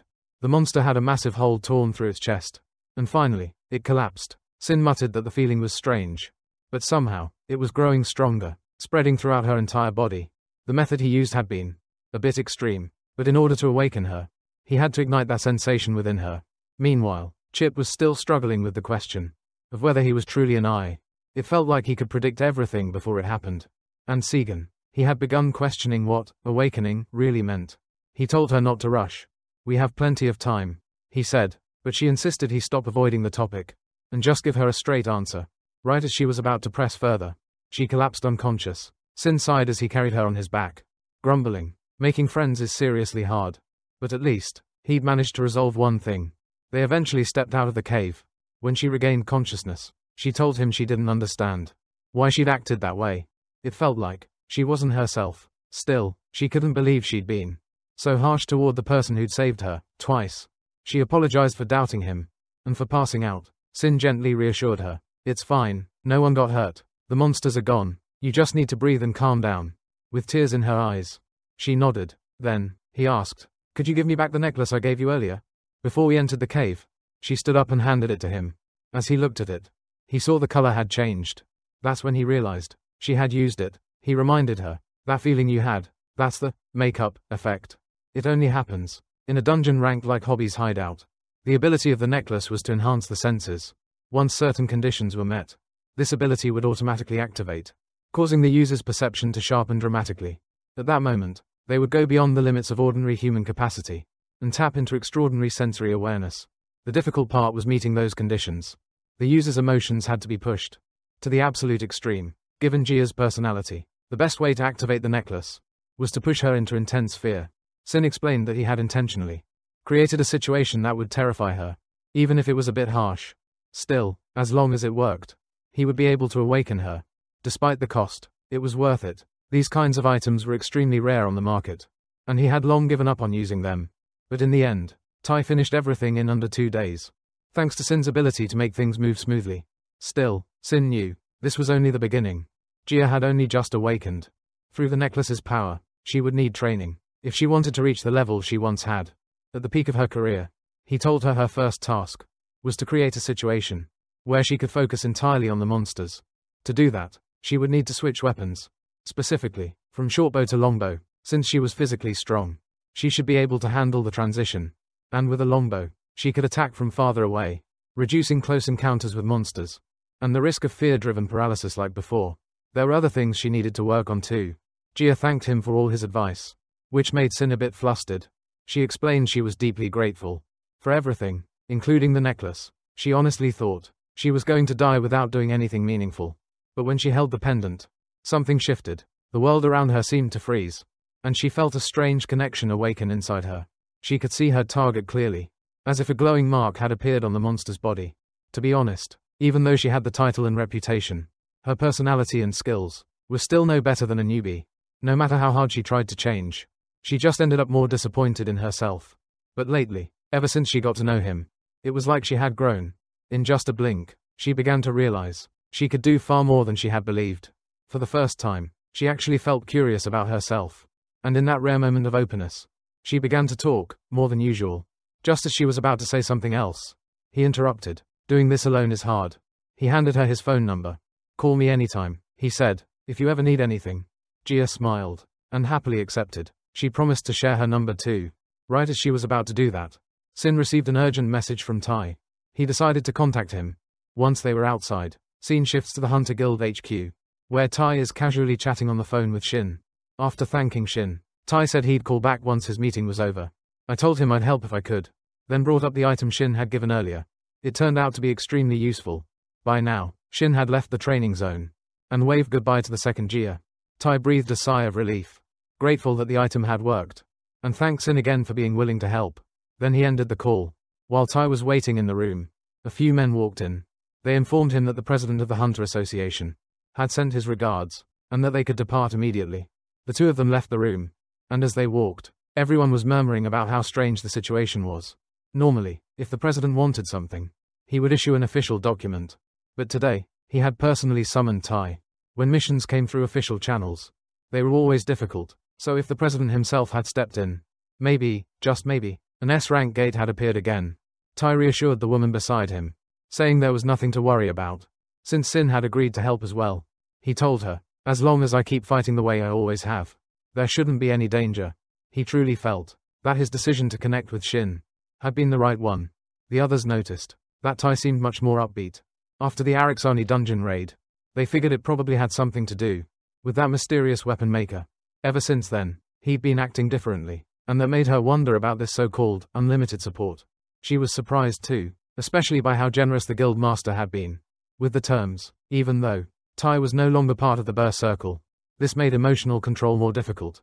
But Tai still remained more calculated and composed than any AI she knew. The men walking with him couldn't help but wonder, was Shin more capable than they had originally assumed? But then again, how could AD rank possibly create weapons that even someone like Tai praised? And Tai didn't usually mention Shin by name. Men decided he'd have to look into this himself. Tai and men arrived outside a room, preparing to meet someone inside. The man inside greeted Tai and asked if he had come alone. Tai briefly wondered if another AI was supposed to have come with him. The man replied, from what I heard, 2 guild masters were expected. But since you're alone, you may go in first. Tai then asked if the man knew who the other Zulu master was supposed to be. The man answered, he just arrived. A voice called out, Tai, is that really you? He added with a chuckle, you've been pretty active lately. Huh? Tai and men turned around, only to find the very person who always managed to get under Tai's skin. The man commented, I don't even need to fight you. Just being here is enough. Kim Hyuk, another Zulu master, had come by to tease Tai a little. People were curious. Was this guy really an eye? And was he really a Zulu master? Tai muttered to himself that Kim was unbelievably annoying. Kim stepped closer, offering a sly smile. Your guild's not bad, she said, but there's something that needs re-evaluating. The problem isn't that your guild is too strong, she continued. It's that your guild master is what people should really be worried about. Tai told Kim flatly, I don't have time to waste on your childish provocations. Kim just shrugged. Guess that's why you go sightseeing in those pathetic little D-rank dungeons. Trying to find some comfort from wide-eyed rookies. Huh? Men clenched his fists, furious at the way Kim was talking about Tai. But Kim went on, even if we ended up in the wrong dungeon once or twice. Our goal was always to hunt monsters, not play rescue squad. We went in of our own free will. No one forced us. As Min was about to argue back, Tai raised a hand to stop her. He turned to the man at the door and said, open it. We're here to meet with the president. The man nodded, opened the door, and informed the president that the 2 guild masters had arrived. A voice replied from within. I could already hear them coming. Still as noisy as ever. They entered to meet President Han Chiu-man, while Min stayed outside, not part of the conversation. She slumped down onto the floor with a sigh. A young man walked over and handed her a cup of tea. Min smiled brightly and thanked him. Inside, Chiu-man looked at Tai and Kim, and said, Heaven issued an emergency request for both of you 3 days ago, after a strange phenomenon appeared, a bizarre floating head, and then vanished in the outskirts. Tai wondered aloud, could this be a misranked dungeon gate? But Chiu-man shook his head. There's no evidence to support that. In fact, we couldn't even measure the gate's mana. Kim was visibly shocked. You mean, the mana's untraceable? You see, normally when a gate appears, its rank is determined in 2 ways. First, using a special mana scanner to analyze the gate's energy levels, since the gate's rank almost always correlates with the strength of the monsters inside. Second, by combining reports from scouts dispatched by each guild. Chiu-man continued, a misranked dungeon usually happens when a gate's mana suddenly spikes. But this time is different. We haven't been able to get any readings at all. Tai asked, have you already sent scouts in? Chiu-man sighed. I've dispatched 5 scout teams so far. None of them have returned. Kim crossed her arms and muttered. So you don't know the gate's level? And you have no intel to share? Tai didn't inform Kim right away. It seemed Chi-Yu-Man wasn't just passing on the message. He might also be trying to shift the blame. They had no idea how long the unclassified gate would remain open. And if left unchecked, it wouldn't be surprising if monsters eventually poured out. Yes, there had been such cases in the past. And every time, it had been held to contain. Just as Chi-Yu-Man was about to continue, Tai cut in. What a disgraceful move, he said. But then again, it is an emergency. Chi-Yu-Man insisted he wouldn't accept a no as an answer. He needed both guilds to work together to attack the unidentified gate. Initially, he had planned to send in the Honu guild as well, but they were unexpectedly assigned to an overseas mission, so they couldn't participate. The situation was so serious that all 3 major guilds were supposed to take part. And now, there were only 2 days left. Chi-Yu-Man promised to prepare support funds and generous rewards. If they needed anything else, the association would try its best to provide it. Tai thought for a moment, then asked, do we have to form teams strictly from within our own guilds? Chi-Yu-Man replied, that's not important, but due to the potential public panic this gate could cause, only a few selected individuals with verified identities are allowed to join the operation. Tai nodded in agreement. Scene shifts to Honu Guild HQ. Kim stormed in, tossing his coat aside. The others greeted him, and he ordered him to form a team, consisting only of A-rank members and above. He wanted people ready to depart within the next 2 days. Kim couldn't stop thinking that Tai was definitely hiding something, and he didn't like that smug smile on his face one bit. Tai was just too irritating. Kim was determined to use this opportunity to put Tai in his place. He suggested bringing in Kang Yoren, and ordered the others to contact her. One of the women pointed out that Kang wasn't part of their guild, and given her personality, she would almost certainly refuse the offer outright. Kim snapped. Who doesn't know that by now? Still, he insisted, they had to bring her here by any means necessary. I want to see her standing in front of me. And if you can't manage that, prepare yourselves. You'll never work in this field again. The 2 members were shocked, but nodded and agreed to follow orders. Kim thought to himself that perhaps it was actually a good thing. Kang wasn't affiliated with any guild at the moment. He planned to recruit her properly, and use this chance to show Tai that even within top guilds, power levels vary greatly. 2 days later, the scene shifts to the area in front of the mysterious gate. I was there with Shin, a man, and a girl. The girl asked what time it was, then realized the others hadn't shown up yet. The man replied, 5 minutes to go. The Shinwa guild is never late. Not even by a minute. The girl muttered, that's exactly why I hate them. No manners. She joked, if they ever learn a bit of humility, maybe I'll put an arrow in their skull to help them understand. Just then, an older man, the guild master, called her by name, Sung Jaeger. He gently tapped her on the head, reminding her to watch her language. She remarked that he was strong as an ox, which earned her a sharp glare in return. Without warning, he suddenly chased after her, and she took off running. Laughing, Sin commented to Tai, your guild members, they really do seem to get along well. Tai replied, they may act like that, but they're incredibly reliable when it comes to a fight. He then thanked Shin again for coming, admitting that he honestly thought Shin would decline the invitation. Shin explained that he had already mentioned he'd be using the item Tai gave him, so he felt honored to be here to help. But he also added that there was another reason. 5 days ago, a system window had appeared, a hidden quest only granted to a handful of players. The selection for the quest hadn't officially started yet, but he had already been chosen, and with no reason to refuse, he accepted. He continued, even though the difficulty of these quests is insane, the rewards are unimaginable. Some people have even awakened new abilities because of them. Who would have thought this whole thing was related to that dungeon? Tai gave a quick apology on Kim's behalf, acknowledging how rude that man could be. Just then, Kim and his crew arrived, a little surprised they had gotten there so early. He apologized half-heartedly, saying he had a lot of business to handle, but quipped that the Overkill Guild must have a lot of free time on their hands.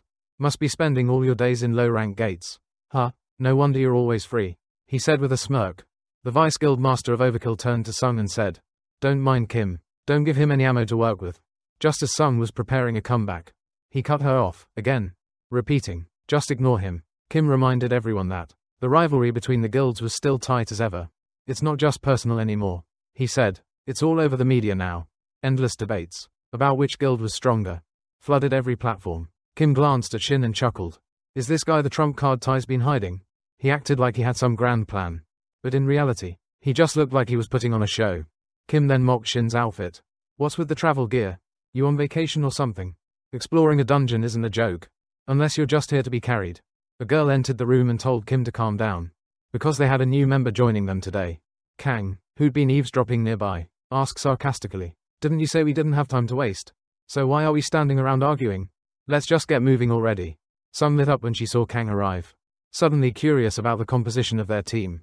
She realized that Kang was the strongest elemental master in South Korea. Someone who could wield all 6 elements. And was already classified as an S-rank mage. Naturally, the party also included Kim and Tai. A lineup full of superstars. She thought this raid was going to be a walk in the park. That she could just relax and let them carry her through it. But Sin didn't think things would be that easy. The dungeon they were about to enter was one he had faced in a previous life. Back then, of the 8 people who entered, only Tai survived. Barely. He lived through it thanks to his skill in, well, tree climbing. The gate had vanished suddenly afterward, turning the event into an unprecedented case. 7 high-rank awakened users reported missing. The association had done everything it could to cover it up. Now, barely any trace of that dungeon's existence remained. Even now, Shin wasn't sure if they could actually defeat it this time. They stepped inside. Kim took the lead, easily taking down a doll-like monster. He scoffed. This is a joke, way too easy. Sin stood there, dazed, wondering why everything seemed so simple. As they turned to head back toward the gate, Sin casually said, "Wow, this place is kinda insane." The Vice Guild Master shushed him. Just as they realized, the gate had closed behind them. The Vice leader of the Wind/Guild tried to open it. But it was completely sealed. He suggested breaking it down with force. Sin agreed, so a few of them rushed to attack the gate. But it didn't budge at all.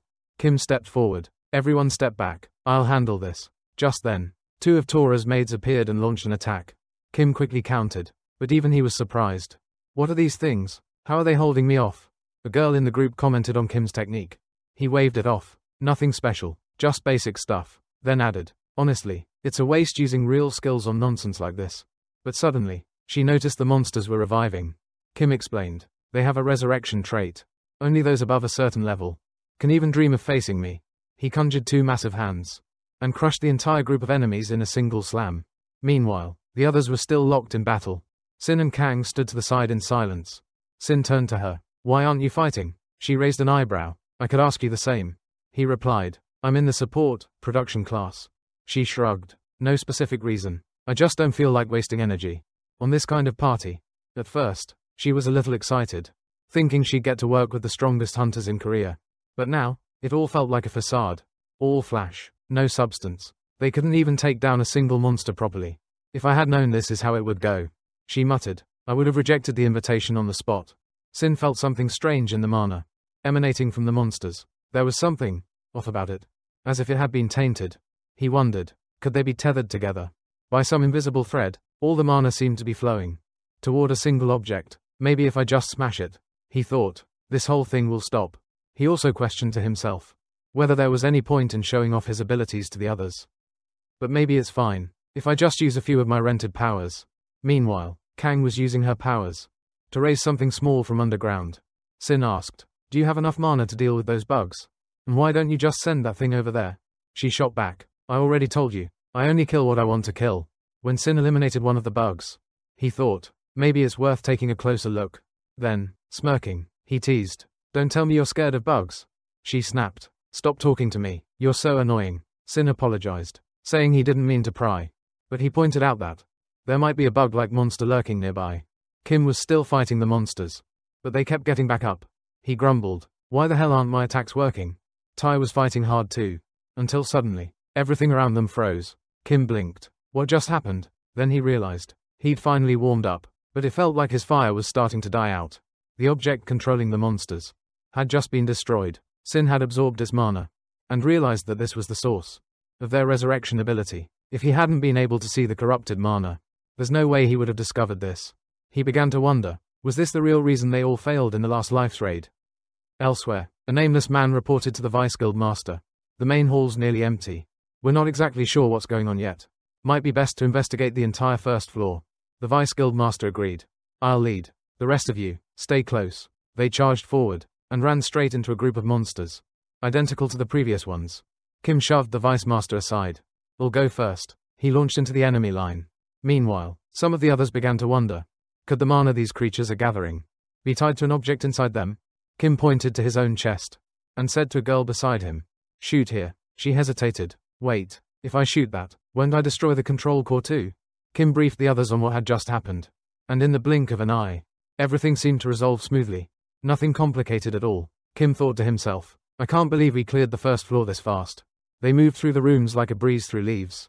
When they reached the staircase, Tae said, All right, floor 1's done. Time for the second floor.